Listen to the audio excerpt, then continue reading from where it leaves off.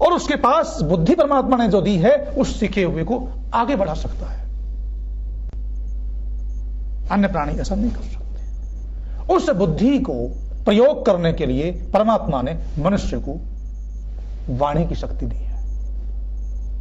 दुनिया के किसी भी प्राणी के पास, किसी भी जीव जंतु के पास मनन शक्ति भी नहीं है और वाणी की शक्ति भी नहीं है। उस मनन शक्ति को, आपके मन में जो विचार आए हैं उन विचारों को व्यक्त करने के लिए वाणी की शक्ति भी किसी भी प्राणी के पास नहीं है। उस वाणी को व्यवहार में लाने के लिए परमात्मा ने हमें कर दे दिए हैं, 2 हाथ दे दिए हैं। मनन शक्ति, वाणी की शक्ति और पानी की शक्ति। इन 3 विशेषताओं के कारण मनुष्य को संसार में सबसे श्रेष्ठ प्राणी, सबसे श्रेष्ठ योनि कहा गया है। यन मनसा ध्यायति तद वाचा वदति। जो कुछ हम मन में विचार करते हैं उसको वाणी से कहते हैं। यद वाचा वदति तत् कर्मणा करोति। जिसको वाणी से कहते हैं उसको पानी से करते हैं। यह विशेषता मनुष्य के पास। सनातन धर्म की संध्या, जिस भी वैदिक ऋषि ने उस संध्या का निर्माण किया होगा, जब हम संध्या करते हैं सनातन धर्मी लोग, वेदानुयायी, तो संध्या के समय परमात्मा की उपासना करने से पहले, परमात्मा का ध्यान करने से पहले अपने व्यक्तित्व का ध्यान किया जाता है। और संध्या का प्रारंभ अंग स्पर्श के साथ वाक वाक से होता है। ओम वाक वाक। और व्यक्तित्व के ध्यान का समापन कर पर होता है। हमारा पूरा का पूरा व्यक्तित्व, मनुष्य का पूरा व्यक्तित्व वाणी और पानी के इन 2 पुटों में आबद्ध है। जैसे मोती की उपलब्धि सीपी के 2 पुटों में होती है, ऐसे ही मनुष्यत्व की उपलब्धि वाणी और पानी के इन 2 पुटों में होती है।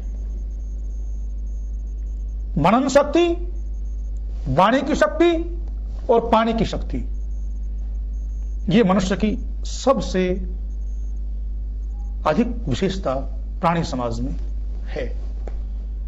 इसलिए सब ग्रंथों ने कहा कि यह मनुष्य की योनि, यह मनुष्य की श्रेणी सबसे अधिक श्रेष्ठ है। परंतु यह मनुष्य अपनी इतनी विशेषताओं के होते हुए भी अपने जीवन में मनुष्यत्व को नहीं ढाल रहा, सच्चा मनुष्य नहीं बन रहा। ये जो हमारी देह है, ये जो हमारा शरीर है, देव मंदिर है। परमपिता परमात्मा ने ऐसा कहते हैं कि फुर्सत के क्षणों में बैठ करके इस देह को, इस शरीर को बनाया है। ऐसा उपनिषदों में कथा आती है कि जब प्रजापिता ब्रह्मा परमात्मा जीवों का निर्माण कर रहे थे, जीवों की देहों का निर्माण कर रहे थे, शरीरों का निर्माण कर रहे थे, जब मनुष्य की देह का निर्माण करने का समय आया तो मनुष्य से पूछते हैं परमात्मा कि तुम्हें कैसा शरीर चाहिए, और उसको अनेक प्रकार के शरीरों को दिखाया गया प्रजापिता ब्रह्मा के द्वारा। उपनिषदों में कथा आती है, ब्राह्मण ग्रंथों में, ऐत्रेय ब्राह्मण ग्रंथ में भी आती है। कहते हैं मनुष्य ने परमात्मा के द्वारा दिखाए हुए अनेक शरीरों को पसंद नहीं किया। घोड़ा दिखाया गया, हाथी का शरीर दिखाया गया, उसको पसंद नहीं किया, मना कर दिया कि नहीं। सबसे अंत में परमात्मा ने, प्रजापिता ब्रह्मा ने, ये जो शरीर है हमारा, 2 हाथों वाला, 2 पैरों वाला, मनन शक्ति, वाणी और पानी की शक्ति से युक्त, इस शरीर को दिखाया। प्रजापिता ब्रह्मा कहते हैं ये कुछ अच्छा लगता है क्या, ये पसंद है? वो मनुष्य कहता है कि हां ये अच्छा लगता है, ये कुछ अच्छा लगता है, ये दे दो हमें। तो कहते हैं जितने भी देवता थे, मनुष्य ने इस शरीर को पसंद कर लिया। तो मनुष्य ने इस शरीर को पसंद कर लिया, जीवात्मा इसमें प्रविष्ट हो गया, और जीवात्मा के साथ साथ उपनिषदों में कथा आती है कि अनेक देवता इस शरीर में प्रविष्ट हो गए। कहते हैं अग्निर्वाग भूत्वा मुखम प्राविशत, अग्नि देवता वाणी बनकर मुख में प्रविष्ट हो गया। और कहते हैं वायु प्राणो भूत्वा नासिके प्राविशत, वायु प्राण बनकर के नासिका में प्रविष्ट हो गए वायु देवता। और कहते हैं आदित्य चक्षु भूत्वा अक्षिणी प्राविशत। आदित्य सूर्य देवता चक्षु बनकर के आंखों में प्रविष्ट हो गए। और कहते हैं दिशा श्रोत्रम भूत्वा कर्णौ प्राविशत। दिशाएं श्रोत्र बनकर के कानों में प्रविष्ट हो गई। औषधि वनस्पतया लोमानी भूत्वा त्वचे प्राविशत। औषधियां और वनस्पतियां लोम बनकर के त्वचा में प्रविष्ट हो गई। चंद्रमा मनो भूत्वा हृदय प्राविशत। चंद्रमा मन बन करके हृदय में प्रविष्ट हो गया। मृत्यु अपानो भूत्वा नाभिम प्राविशत। मृत्यु अपान बन करके नाभि में प्रविष्ट हो गया। आप रेतो भूत्वा शिष्णम प्राविशत। और जल रेत बन करके शक्ति बन करके जननांगों में प्रविष्ट हो गया। सभी देवताओं ने इस मनुष्य देह को अपना आवास स्थल बना लिया। इसलिए कहा गया कि यह शरीर देव मंदिर है। ये जो देव मंदिर, ये शरीर जिसमें अनेक देवताओं का वास है, हर इंद्रिय में किसी न किसी देवता ने प्रवेश किया हुआ है, ये जो मनुष्य को मिला है, क्योंकि ये देवताओं का मंदिर है, ये देवताओं की नौका है, इसे दैवी नौका भी वेदों में कहा गया है।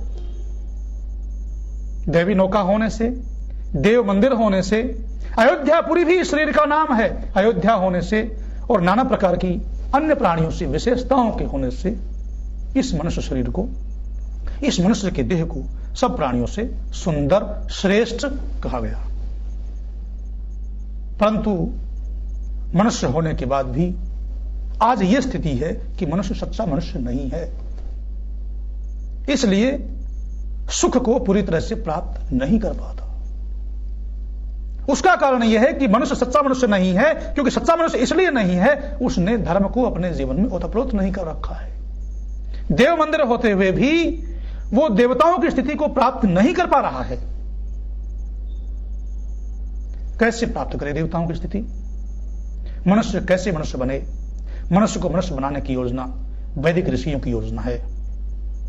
मनुष्य को मनुष्य बनाने की योजना वेद की योजना है। ऋग्वेद में 10वें मंडल में मंत्र आता है, तंतुम तन्वन रजसो भानुमन विहि ज्योतिष्मतः पथो रक्ष धिया कृतान अनुर्वणम वयत जोगुवामपो मनुर्भव जनया दैव्यम जनम। यह मंत्र मनुष्य को मनुष्य बनाने की योजना प्रस्तुत कर रहा है। दुनिया की किसी भी योजनाओं में मनुष्य को मनुष्य बनाने की योजना नहीं है, जबकि दुनिया की सबसे सर्वश्रेष्ठ रचना है ब्रह्मांड की। इस मंत्र का मोटा मोटा अर्थ है, जैसे जुलाहा अपने वस्त्र को बुनता है, वैसे ही मनुष्य तुम अपने जीवन रूपी वस्त्र को बुनते हुए आकाश के सूर्य का अनुसरण करो, बुद्धिमानों के बनाए हुए प्रकाशमान रास्तों की रक्षा करो, उपासकों के उलझन रहित कर्मों को आगे बढ़ाओ, मनुष्य बनो और दिव्य गुणयुक्त संतान का, समाज का निर्माण करो।